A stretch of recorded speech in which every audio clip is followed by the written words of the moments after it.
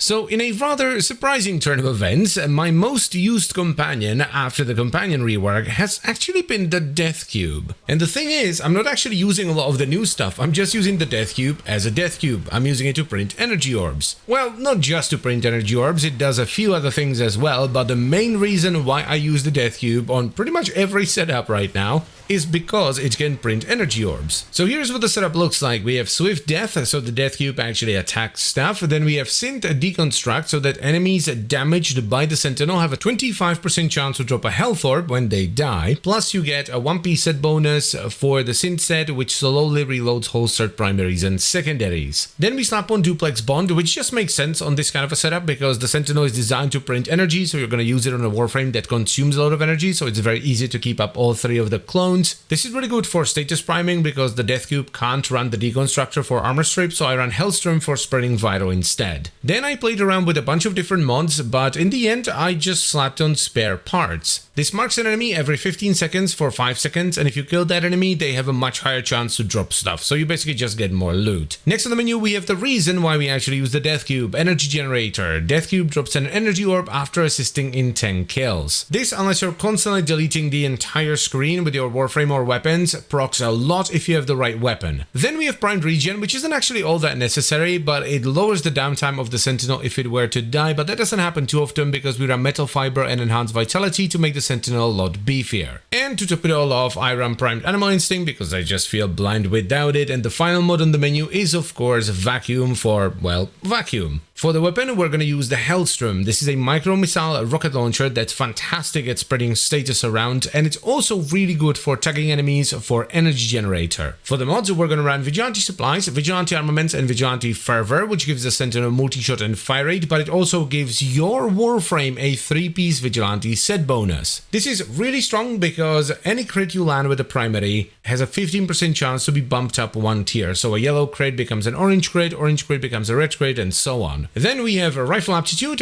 for a bunch of extra status chance, a Split Chamber for multi-shot, Primed Firestorm for as much AoE on the rockets as possible, and we top it off with the Ram Rounds and Malignant Force for Vital or any other combination of dual stat mods to get the desired status effect. This was already really good for spreading status around before the companion rework, but now with Duplex Bond, when you can have 4 companions doing that at once, it's ridiculous. It even strips a little bit of armor from the enemies because the explosion on Hellstorm does pure heat damage. So yeah, this is an absolutely fantastic status primer, plus it tags a ton of enemies for Energy Generator. Now, one very valid concern you might have about this setup is whether or not Energy Generator actually works in the regular game when you have an AoE heavy setup. And it does, but the effectiveness of it varies quite a bit. It works better in Steel Path because the enemy spawns are maxed out no matter what. And it takes a dip when you're running an AoE heavy setup. Like in this example, I specifically used Dagath with Torrid, which is pretty heavy on AoE,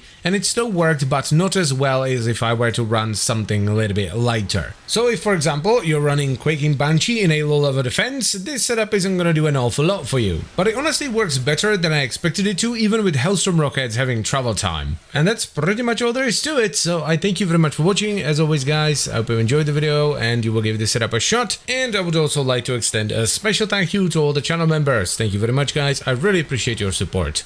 And I'll see you next time. Bye bye.